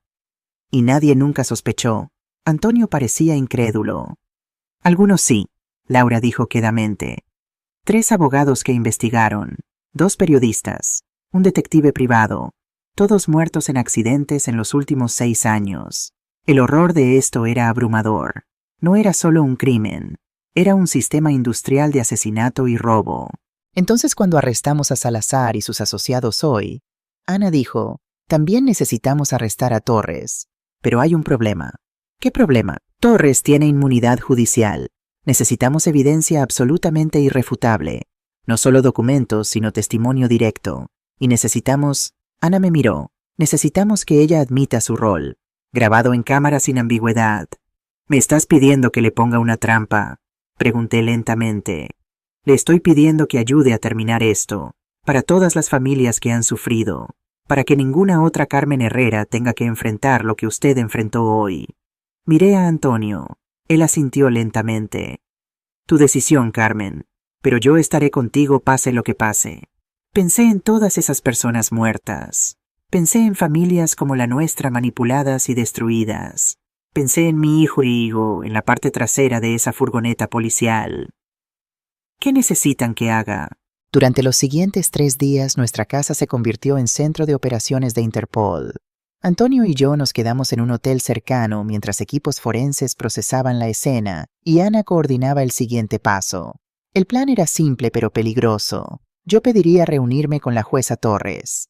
Le diría que estaba considerando no testificar contra Miguel si ella mostraba clemencia. Una madre desesperada rogando por su hijo. Totalmente creíble. Durante esa reunión yo llevaría un micrófono oculto. Mi trabajo era hacer que Torres admitiera su rol en la red, su control sobre las residencias, su coordinación de los asesinatos. Es extremadamente peligroso, Ana advirtió. Torres es inteligente. Ha evadido detección durante 12 años. Si sospecha algo... ¿Qué? Pregunté. Me va a matar en su propia oficina en el Palau de Justicia. No personalmente, pero tiene gente. Y Carmen necesita entender si esto sale mal, si ella sospecha, usted podría convertirse en objetivo permanente.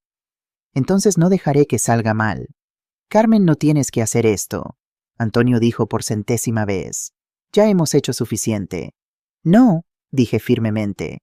Tú pasaste 20 años recopilando evidencia, 20 años sacrificando para que estas personas enfrenten justicia. No voy a dejar que Torres escape porque tengo miedo. Laura, que estaba siendo procesada en otra habitación, fue traída para entrenarme. Torres es encantadora, Laura advirtió. Esa es su arma. Te hace sentir como si fuera tu abuela cariñosa, como si realmente se preocupara. No caigas en eso. ¿Cómo la hago hablar? Apela a su ego. Haz que piense que ganó, que es más inteligente que todos. Los narcisistas no pueden resistir presumir. Pasamos horas practicando. Ana haciendo de Torres, haciéndome preguntas difíciles, tratando de atraparme en inconsistencias. Era exhausting. La noche antes de la reunión no pude dormir. Antonio me sostuvo en la cama del hotel. Todavía podemos cancelar, murmuró. Decir no, irnos, cambiar nuestros nombres y empezar de nuevo en algún lugar. Y todas esas familias, las siguientes víctimas de Torres. No es tu responsabilidad salvar al mundo, Carmen. No. Pero es mi responsabilidad hacer lo correcto cuando tengo la oportunidad. Me besó la frente. 45 años casado contigo y todavía me sorprendes. Eres la mujer más valiente que conozco. O la más tonta.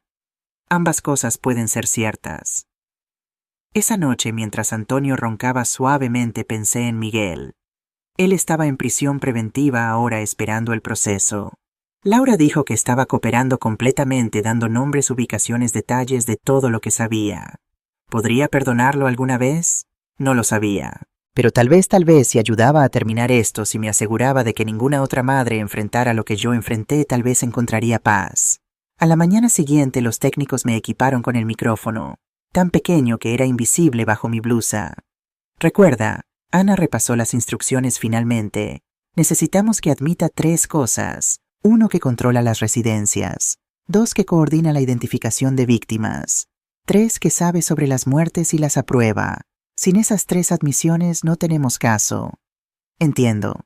Carmen, Ana puso sus manos en mis hombros. Si en cualquier momento sientes peligro, si algo se siente mal, di la palabra clave esperanza.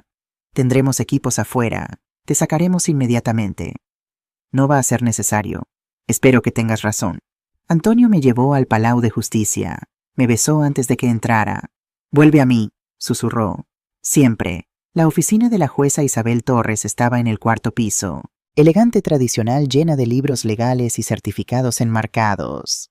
Torres misma era exactamente como Laura había descrito, una mujer de 58 años, con cabello plateado en un moño impecable, sonrisa cálida, presencia maternal. Señora Herrera, me saludó como si fuéramos viejas amigas. Qué valiente de su parte venir. Por favor, siéntese. Café, té. No, gracias.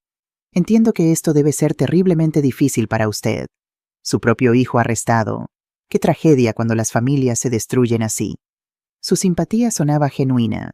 Si no supiera la verdad, pensaría que realmente se preocupaba. Por eso vine a ver la jueza Torres. Necesito su ayuda.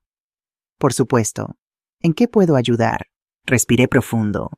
Era hora de actuar. Necesito que tenga clemencia con Miguel.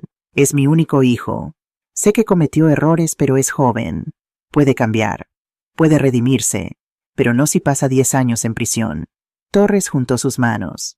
Señora Herrera, entiendo su dolor de madre, pero los crímenes de su hijo son graves. Lo sé, pero...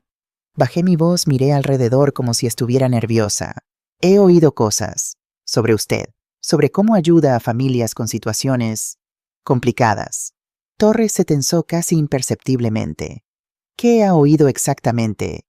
Que usted es comprensiva, con familias que tienen personas mayores difíciles, que hay soluciones. El silencio entre nosotras era denso. Finalmente Torres sonrió, pero esta vez la sonrisa no alcanzó sus ojos. Señora Herrera, ¿está usted grabando esta conversación? Mi corazón se detuvo. Señora Herrera, ¿está usted grabando esta conversación? El silencio en la oficina de la jueza Torres era tan denso que podía escuchar mi propio corazón latiendo. Cada instinto me gritaba que corriera, que dijera la palabra clave esperanza, y que los equipos de Interpol entraran. Pero algo en los ojos de Torres me detuvo. No era amenaza lo que vi, era curiosidad. Estaba probándome.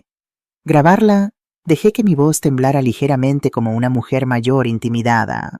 Jueza Torres, yo no sé de qué está hablando. Solo vine a pedirle clemencia para mi hijo. Torres se reclinó en su silla de cuero estudiándome como un entomólogo estudia un insecto. Por supuesto. Disculpe mi paranoia. En mi posición una debe ser cuidadosa. Hay muchas personas que quisieran malinterpretarme. Entiendo completamente, dije sintiendo que el momento de peligro había pasado. En estos tiempos la confianza es difícil.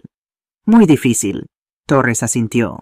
Se levantó y caminó hacia la ventana mirando Barcelona extendiéndose abajo.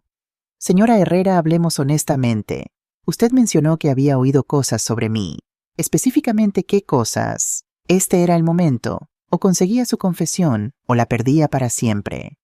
Mi nuera Laura, comencé cuidadosamente. Antes de que fuera arrestada me dijo algunas cosas. Sobre cómo las familias pueden resolver situaciones difíciles con parientes mayores. Mencionó que usted era la persona que hacía posibles estas soluciones. ¿Y qué tipo de soluciones serían esas? Torres no me miraba aún observando la ciudad. Residencias. Como Residencia Esperanza, lugares donde personas mayores problemáticas pueden ser cuidadas y donde familias pueden acceder a los activos que necesitan sin tener que esperar décadas a que sus padres mueran naturalmente. Finalmente Torres se giró hacia mí. Es una forma muy directa de decirlo. Tengo 67 años, jueza. No tengo tiempo para eufemismos. Por primera vez Torres sonrió genuinamente. Me gusta usted, Carmen. puedo llamarle Carmen, ¿verdad? La mayoría de las personas de su edad se escandalizan por estas conversaciones. Pero usted entiende realidades. Entiendo que todos mueren eventualmente, dije sintiendo náuseas por las palabras saliendo de mi boca. Y que es estúpido dejar que buenos activos se desperdicien en mantener con vida a personas que ya no contribuyen nada. Exactamente. Torres regresó a su escritorio claramente más relajada ahora.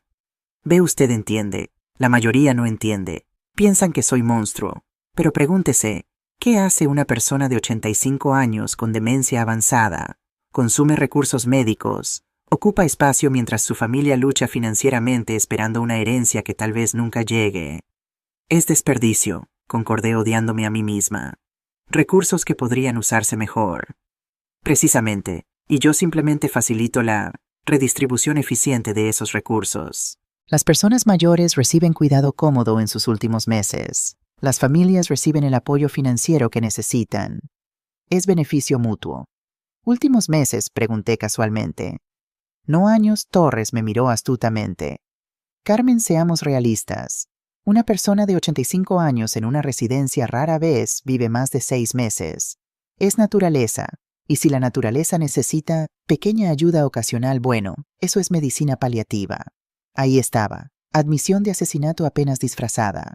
Entonces usted controla estas residencias, dije haciendo que sonara como admiración, no acusación. ¿Cuántas? 8 instalaciones en Cataluña y Valencia. Torres dijo con algo parecido a orgullo. Cada una manejada por profesionales discretos, médicos comprensivos, personal que entiende la importancia de la eficiencia. ¿Y cómo identifica a las personas apropiadas para estos servicios? Ah, esa es la parte inteligente. Torres se animó claramente disfrutando de tener a alguien que apreciara su genio. Como jueza familiar veo cientos de casos cada año. Divorcios, testamentos, disputas de propiedad. Aprendo quién tiene qué, quién está enfermo, quién tiene familias desesperadas por dinero. Y luego, hizo un gesto elegante con su mano. Hago conexiones apropiadas. Como conectar a Laura con Miguel. Exactamente. Su hijo necesitaba dinero. Su esposo era problema para mi socio Salazar. Usted y Antonio tenían activos significativos. Era solución perfecta para todos. Bueno, Torres sonrió fríamente. Para todos excepto ustedes dos, supongo. Pero Miguel fue arrestado, señalé. El plan falló. Sí, desafortunadamente. Salazar se puso nervioso. Envió a esos sicarios idiotas demasiado pronto. Interpol estaba vigilando a Antonio aparentemente. Una lástima. Pero Torres se encogió de hombros. Hay otros Migueles, otras familias. La operación continúa. Continúa, pero Salazar fue arrestado. Salazar era empleado Carmen, gerencia media. Útil sí, pero reemplazable. La verdadera estructura de poder permanece intacta. Y esa estructura es... Torres me miró largamente. Pude ver su mente trabajando, calculando. Finalmente tomó una decisión. Carmen, voy a ser honesta con usted porque creo que podríamos ser útiles la una a la otra. Usted necesita que su hijo salga de prisión. Yo necesito, seguro, testigos que puedan testificar en mi favor si las cosas se ponen difíciles. Interesada, mi corazón latía salvajemente, pero mantuve mi rostro neutral. ¿Qué tendría que hacer? Simple. En el juicio de Miguel usted testifica que él fue víctima. Manipulado por Laura, chantajeado por Salazar. Usted es madre desconsolada que perdona a su hijo. El juez lo ve, siente simpatía. Sentencia reducida. Tal vez 3 años fuera en 18 meses. Y en cambio, si alguna vez soy investigada, usted testifica que yo no sabía nada, que firmé órdenes en buena fe, que fui engañada por Salazar tanto como cualquier otra persona. Su credibilidad como víctima me protege. ¿Y si me niego? La sonrisa de Torres desapareció. Entonces su hijo cumple sentencia completa. 10 años. Y Carmen, accidentes ocurren en prisión. Personas con deudas, a casinos especialmente. Sería terrible si algo le pasara a Miguel. No, ahí estaba. Amenaza directa. Está amenazando a mi hijo, dije lentamente. Estoy señalando realidades. Miguel debe 280.000 a gente muy peligrosa. Gente que trabajo con. Una palabra mía y esa deuda desaparece. Otra palabra y... Bueno, deudas se cobran de formas desagradables. Y si acepto su oferta, ¿cómo sé que cumplirá su palabra? Torres abrió un cajón de su escritorio. Por un segundo terrible pensé que iba a sacar un arma, pero solo sacó una carpeta. Porque somos iguales, Carmen. Ambas somos sobrevivientes. Ambas hacemos lo necesario para proteger lo que es nuestro. Usted protege a su hijo. Yo protejo mi imperio.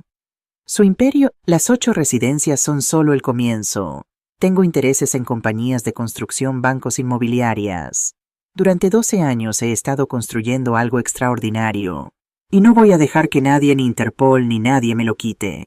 Torres abrió la carpeta mostrándome documentos. Estructuras corporativas, cuentas offshore, redes de empresas fantasma. 250 millones, Carmen. Eso es lo que he acumulado. Y nadie sabe.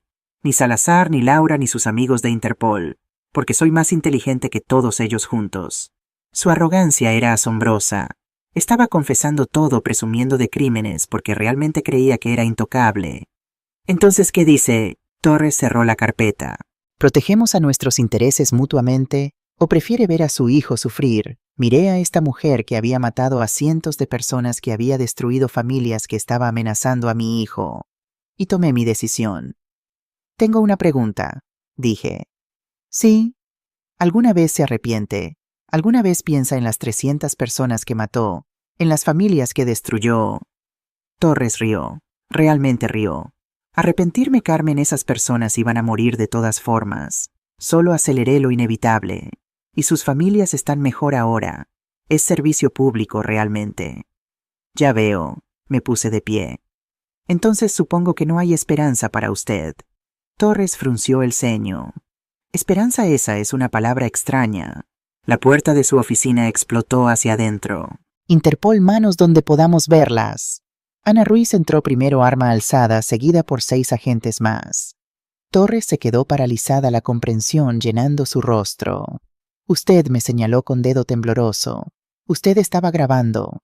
Cada palabra, dije tocando el micrófono bajo mi blusa. Cada admisión, cada amenaza, todo grabado y transmitido en vivo a Interpol. Esto es ilegal, Torres gritó. Entrapment. Mi abogado va, su abogado no puede hacer nada. Ana se acercó, esposas en mano. Teníamos orden judicial firmada por el juez superior. Todo perfectamente legal. Jueza Isabel Torres está bajo arresto por conspiración para cometer asesinato, fraude, lavado de dinero, corrupción judicial y aproximadamente 200 cargos más. ¿No pueden probar nada? ¿En serio? Ana sonrió.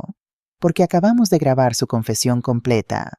Control de 8 residencias. Identificación de víctimas a través de su corte. Admisión de que las muertes eran intencionales. Amenazas contra Miguel Herrera. Y mi favorita. Ana sacó su tablet, sus palabras exactas: si la naturaleza necesita pequeña ayuda ocasional, bueno, eso es medicina paliativa. Eso es admisión directa de asesinato. El rostro de Torres se puso blanco.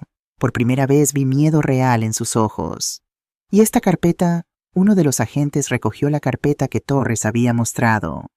¿Qué tenemos aquí? Estructuras corporativas offshore, cuentas en Islas Caimán, 250 millones en activos ocultos. Jueza Torres acaba de entregar toda la evidencia que necesitábamos. Ustedes no entienden. Torres dijo, su voz perdiendo compostura. Yo tengo protección. Tengo amigos en posiciones altas. Esto no va a llegar a juicio. Una llamada y... ¿Una llamada a quién? Ana se cruzó de brazos. Al juez Ramírez, arrestado hace 1 hora. Al alcalde Sanz, arrestado hace 2 horas. Al comisionado Vega. Ah, él fue especialmente cooperativo, entregó evidencia sobre usted en cambio de trato. Torres se dejó caer en su silla. No, no es posible. Mi red es... Su red está destruida, dije, mi voz más firme de lo que me sentía. 32 arrestos en las últimas 6 horas. Todos sus socios, todos sus protectores, todos enfrentando justicia. Y usted va a pagar por cada vida que tomó. Carmen Herrera. Ana me miró con algo que parecía respeto. Acabas de realizar el interrogatorio encubierto más exitoso en la historia de Interpol España. Esa actuación tuya fue... espectacular. No fue actuación, dije con voz temblorosa ahora que la adrenalina comenzaba a desvanecerse.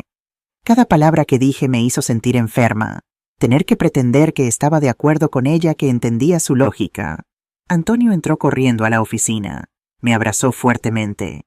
Lo hiciste. Carmen, lo hiciste. Lo hicimos, lo corregí.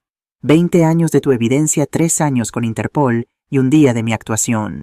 Todos juntos. Mientras Torres era escoltada fuera esposada su fachada de dignidad judicial completamente destruida, me giré hacia Ana. Dijiste que habían 32 arrestos. ¿Quiénes son los demás? Ana consultó su tablet. 4 jueces adicionales en otras regiones. 8 directores de residencias. 12 médicos incluyendo Dr. Ochoa. 5 funcionarios bancarios. Rodrigo Salazar y 20 de sus asociados. Y, dudó, hay una situación que necesitamos discutir. ¿Qué situación, Laura Mendoza? Técnicamente ella cooperó con nosotros, pero también participó activamente en crímenes. Destruyó a Miguel deliberadamente. La fiscalía está dividida sobre si cumplir el trato de inmunidad. ¿Dónde está ahora? En custodia protectiva, esperando decisión sobre su estatus. Miré a Antonio. Él asintió sabiendo lo que iba a decir. Quiero verla. Laura estaba en una habitación de interrogación en las oficinas de Interpol.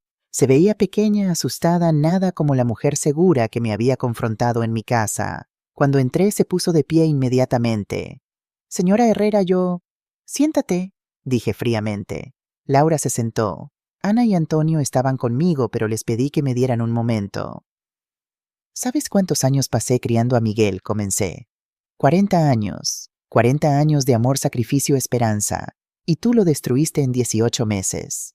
Lo sé, Laura susurró. Lo sé y lo siento. ¿Lo sientes? Mi voz subió. ¿Sabes lo que es ver a tu hijo siendo llevado en esposas? Saber que va a prisión. Saber que su vida está arruinada. Sí. Laura levantó la vista, lágrimas corriendo por su rostro. Porque yo lo amo. Sé que no tiene sentido. Sé que no tengo derecho. Pero Carmen, me enamoré de él. De verdad. Y me odio por lo que le hice. No es suficiente, dije. El amor no es suficiente cuando destruyes a la persona que dices amar. Lo sé, por eso voy a rechazar el trato de inmunidad. Eso me detuvo. ¿Qué? Le dije a la fiscal esta mañana. No quiero inmunidad. Quiero ir a prisión. No tanto tiempo como Miguel, porque yo cooperé, pero quiero pagar por lo que hice. Ana intervino. Laura, si rechazas inmunidad estás mirando 5 a 7 años. Lo sé, y lo acepto. Es lo que merezco.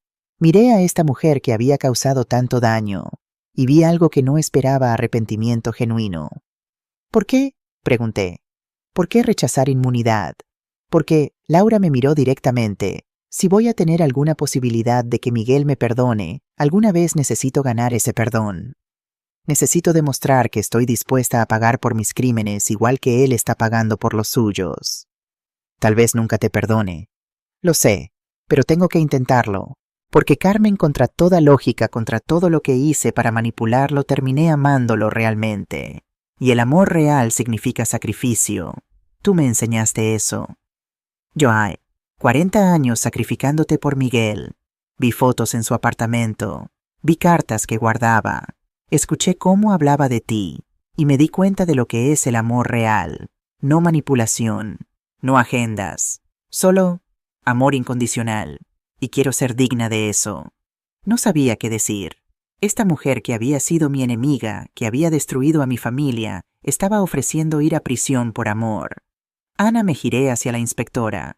¿Qué pasa si Laura rechaza inmunidad pero coopera completamente? Testifica contra todos, entrega toda evidencia. Entonces probablemente 3 a 5 años con posibilidad de libertad condicional en 2. ¿Y puede ver a Miguel después? Eso depende de Miguel. Si él quiere verla, sí. Miré a Laura una última vez. Escúchame bien. Voy a permitir que la fiscal haga ese trato. 3 a 5 años. Pero con una condición. Lo que sea. Cuando salgas, si Miguel todavía te quiere, si de alguna manera encuentran forma de estar juntos, juras que nunca, nunca volverás a manipularlo. Nunca volverás a mentirle. Serás la esposa que él merece o no serás nada. ¿Entendido? ¿Entendido? Laura asintió. Te lo prometo, Carmen. Y gracias. No merezco tu clemencia, pero... No lo hago por ti, la interrumpí. Lo hago por Miguel, porque si hay alguna posibilidad de que encuentre felicidad después de todo esto, no voy a ser yo quien lo sabotee. 3 semanas después, Antonio y yo estábamos en una sala de visitas de prisión. Era estéril, fría, triste. Miguel entró con uniforme de prisión, luciendo más delgado, más viejo de sus 40 años. Mamá, papá, se sentó frente a nosotros, manos temblando. No pensé que vendrían. Somos tu familia, dije simplemente. Pase lo que pase, somos tu familia. Miguel comenzó a llorar. Lo siento. Dios, lo siento tanto. Antonio habló su voz firme, pero no sin amor. Miguel, lo que hiciste fue imperdonable. Intentaste matarnos. Conspiraste con criminales. Pusiste codicia por encima de familia. Lo sé. Pero, Antonio continuó, también fuiste víctima. Manipulado, chantajeado, aterrorizado. Eso no excusa tus acciones, pero explica cómo alguien que criamos con valores pudo caer tan bajo. He tenido mucho tiempo para pensar. Miguel se limpió las lágrimas. Sobre cada decisión que tomé, cada momento donde pude haber dicho no y no lo hice. Y papá, tienes razón.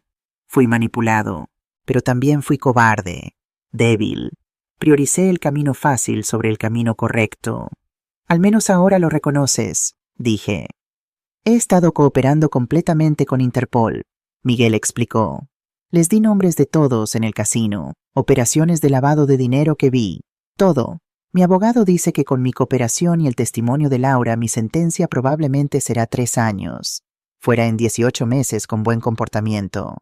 Laura rechazó inmunidad, le dije. Va a cumplir tiempo también. 3 a 5 años. Miguel se quedó en shock. ¿Qué por qué haría eso? Dice que te ama, que quiere ganarse tu perdón. Miguel sacudió su cabeza. No sé qué sentir sobre Laura. Por un lado me manipuló, me usó.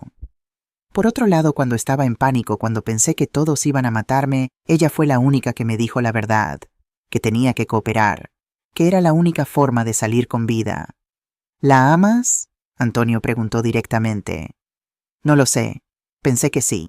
Ahora no sé qué fue real y qué fue actuación. Tal vez en un año, cuando ambos hayamos tenido tiempo de sanar, de cambiar, tal vez podamos averiguarlo. Eso es sabio, dije. Más sabio de lo que has sido últimamente. Miguel sonrió débilmente. La prisión te da mucha perspectiva. Hay un hombre aquí mayor cumpliendo tiempo por fraude. Fue contador. Me está ayudando a entender qué pasó con mis finanzas. Cómo me engancharon en el casino. Es como... Buscó palabras como terapia, pero más real. ¿Y qué vas a hacer cuando salgas? Antonio preguntó. Honestamente no lo sé. Probablemente no puedo volver a ventas. Mi reputación está destruida. Pero tal vez eso es bueno. Tal vez necesito empezar completamente nuevo. Algo honesto. Algo simple. Cuando salgas, dije cuidadosamente, vas a necesitar lugar donde vivir, trabajo, apoyo. No espero nada de ustedes, Miguel dijo rápidamente. Después de lo que hice, Miguel, lo interrumpí. Escúchame, lo que hiciste fue terrible. Y va a tomar años, tal vez décadas, para reconstruir confianza. Pero eres mi hijo. Y cuando salgas de aquí, si has demostrado cambio real, si has pagado tu deuda a la sociedad, entonces tendrás lugar en nuestra casa hasta que puedas sostenerte. ¿De verdad? Miguel miraba entre nosotros con incredulidad. De verdad, Antonio confirmó. Pero hay condiciones. No más apuestas. Nunca. Terapia regular. Trabajo honesto, no importa cuán humilde. Y total transparencia. No más secretos. No más mentiras. Lo prometo. Todo eso, lo juro. Y una cosa más, añadí. Cuando salgas vas a venir conmigo. ¿A dónde? A Residencia Esperanza y a las otras residencias. Vamos a hablar con las familias de las víctimas. Vas a mirarlas a los ojos. Vas a escuchar cómo la red destruyó sus vidas. Y vas a ayudarme con mi nuevo proyecto. ¿Qué proyecto? Sonreí por primera vez en esa visita. Ya lo verás. 6 meses después, yo estaba de pie en un escenario en un centro comunitario en Barcelona. Frente a mí 200 personas mayores y sus familias. Detrás de mí una pancarta grande, Fundación Esperanza Real, protegiendo a nuestros mayores. Buenos días, comencé, mi voz amplificada por el micrófono. Me llamo Carmen Herrera. Tengo 68 años. Y hace 6 meses mi propio hijo intentó encerrarme en un asilo para robarme mi casa. Murmullo en la audiencia, algunos con shock, otros asintiendo con reconocimiento. Pero descubrí algo importante. No estaba sola. Durante los últimos 10 años, 300 familias en Cataluña sufrieron lo mismo. Personas mayores manipuladas, robadas, asesinadas por una red criminal que se especializaba en abuso de ancianos. Pasé las siguientes 2 horas contando la historia completa. El casino, Laura, Miguel, Torres, las residencias, todo. La audiencia estaba cautivada. Hoy continué. Gracias al trabajo de mi esposo durante 20 años, la cooperación de Interpol y un poco de valentía de mi parte, esa red está destruida. 32 personas en prisión, las 8 residencias cerradas, 180 millones recuperados y siendo distribuidos a familias víctimas. Aplausos. Pero aquí está la verdad que necesitan saber: esto puede pasar a cualquiera. Las señales están ahí, pero las ignoramos porque no queremos creer que nuestra propia familia nos traicionaría. Desplegué una presentación de PowerPoint. Antonio me había enseñado cómo usarlo. Señales de advertencia número 1. Familia repentinamente interesada en tus finanzas. Preguntas sobre cuánto vale tu casa, cuánto tienes ahorrado. Número 2. Presión para firmar documentos rápidamente. Solo firma aquí, mamá, es por tu bien. Número 3. Aislamiento. Sepárate de amigos, otros familiares, tu red de apoyo. La audiencia tomaba notas furiosamente. Número 4. Médicos que nunca has visto diagnosticándote con demencia sin examen apropiado. Número 5. Hablar de residencias cuando estás perfectamente capaz de cuidarte. Y número 6. Múltiples familiares de repente apareciendo juntos presionándote. Eso es señal de conspiración. Una mujer en la audiencia levantó la mano. Pero ¿cómo nos protegemos si nuestra propia familia está en contra nuestra? Excelente pregunta. Protección viene en 3 niveles. Primero, legal. Establecen poderes legales mientras están completamente mentalmente capaces. Eligen a personas confiables, no necesariamente familiares. Notaricen todo. Hagan que abogados revisen cualquier documento antes de firmar. Segundo, financiero. Mantengan cuentas separadas que familia no conozca. Avisen a su banco que nadie más tiene autoridad de acceso. Consideren poner propiedad en trust legal que no puede ser transferida fácilmente.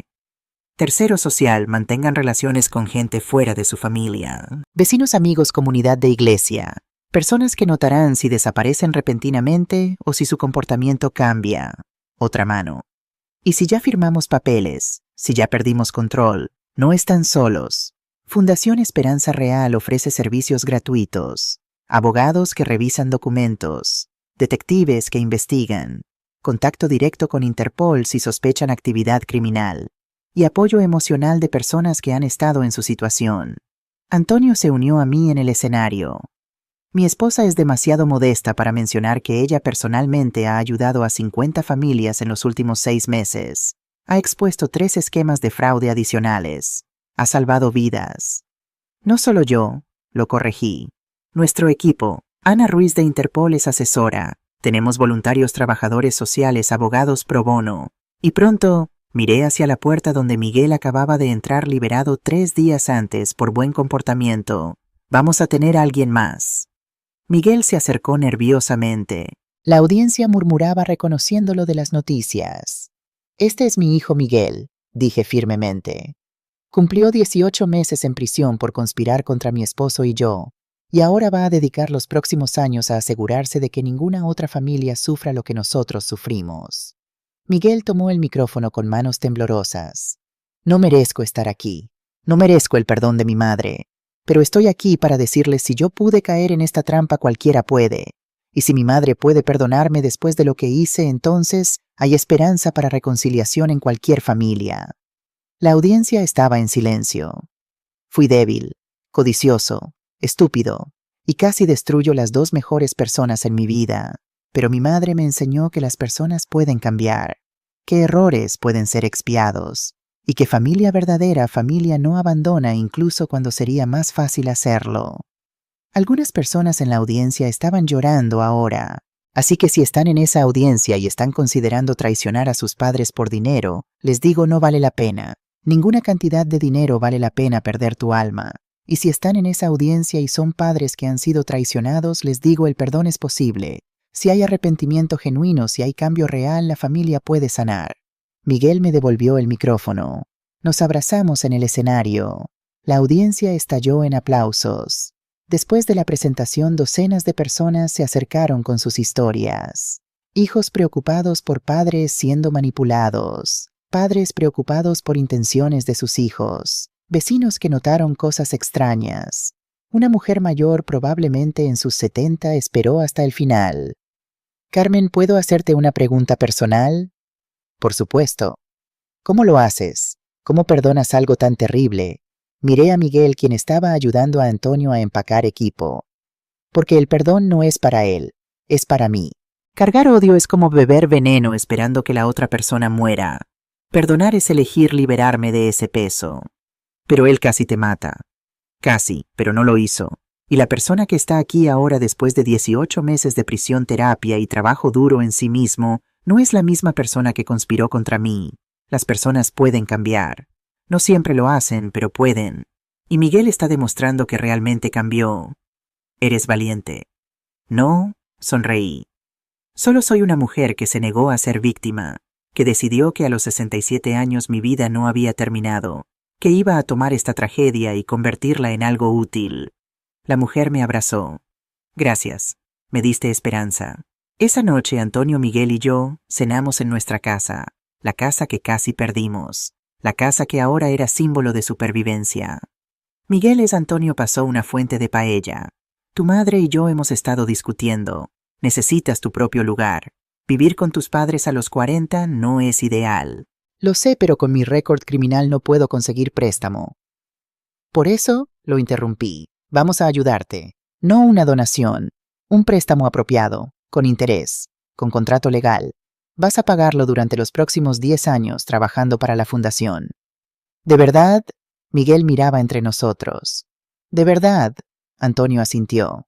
Pero hay algo más. Laura sale en 3 meses. ¿Has decidido qué vas a hacer sobre ella? Miguel puso su tenedor. He estado visitándola.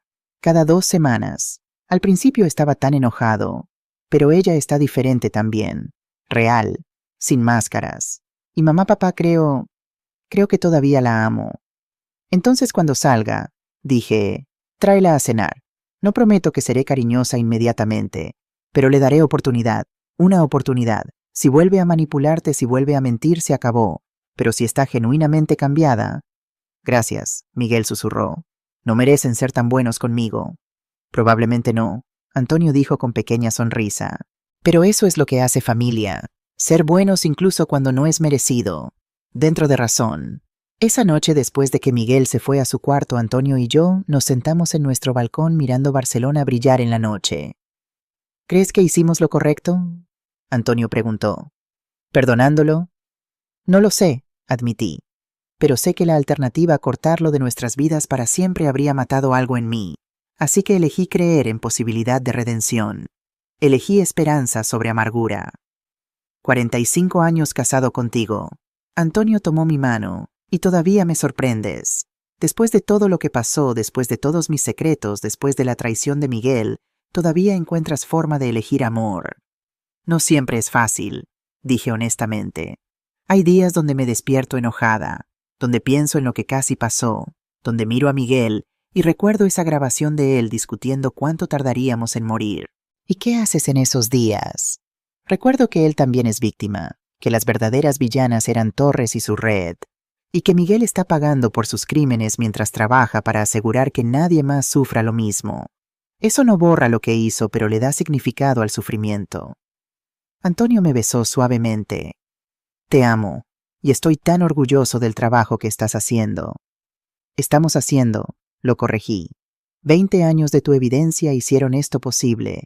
Tu sacrificio, tu valentía. Nuestro sacrificio, nuestra valentía. Nos sentamos en silencio mirando nuestra ciudad, sabiendo que en algún lugar ahí afuera había otras Carmenes, otros Antonios enfrentando traición familiar. Pero ahora tenían recursos. Tenían fundación que los protegería. Tenían esperanza. Primavera 2027. Abuela Carmen, me volteé para ver a una niña de 4 años corriendo hacia mí en el parque. Pero no era mi nieta. No tenía nietos aún. Era Sofía, hija de una mujer que había salvado de esquema de fraude el año pasado. Hola, pequeña. La levanté. ¿Dónde está tu mamá? Aquí. Elena, la madre de Sofía, se acercó. Carmen, gracias por reunirte con nosotras. Sofía quería darte algo. Sofía me entregó un dibujo. Era de 3 personas, una mujer mayor, una mujer joven y una niña pequeña. «Es usted mamá y yo», explicó orgullosamente. «Porque usted salvó a mamá». Mis ojos se humedecieron. «Es hermoso, tesoro». Elena me abrazó. «Por segunda vez, gracias. Si no hubieras notado las señales, si no hubieras intervenido cuando mi cuñada intentó que firmara esos papeles. Solo hice lo que cualquiera habría hecho». «No, hiciste lo que solo alguien que ha sufrido entiende hacer. Fundación Esperanza Real ha salvado a más de 500 familias ahora». 500. Eres héroe. No soy héroe, solo soy sobreviviente que decidió ayudar a otros sobrevivientes. Mientras caminaba a casa esa tarde, pasé por el sitio donde había estado Residencia Esperanza. Ahora era centro comunitario. En la placa afuera, en memoria de las víctimas del escándalo Esperanza, que nunca olvidemos. En casa encontré a Antonio en su oficina aún recopilando evidencia. Pero ahora era para casos civiles, ayudando a familias a recuperar activos robados.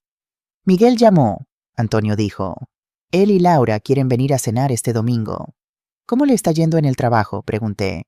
Miguel ahora trabajaba como consejero de deuda, ayudando a personas a evitar trampas como Casino Estrella Dorada. «Bien, muy bien. Dice que está ayudando a un joven con 50,000 en deudas de juego». Le recordó a sí mismo hace 3 años. ¿Y Laura? Laura trabajaba para la fundación usando su conocimiento de banca para rastrear esquemas de fraude financiero. Embarazada. Me senté abruptamente. ¿Qué 3 meses? Iban a anunciarlo el domingo, pero Miguel estaba tan emocionado que me lo dijo. Iba a ser abuela. Después de todo, después de la traición y el perdón y la reconstrucción, iba a ser abuela. ¿Cómo te sientes?, Antonio preguntó. Aterrorizada, admití.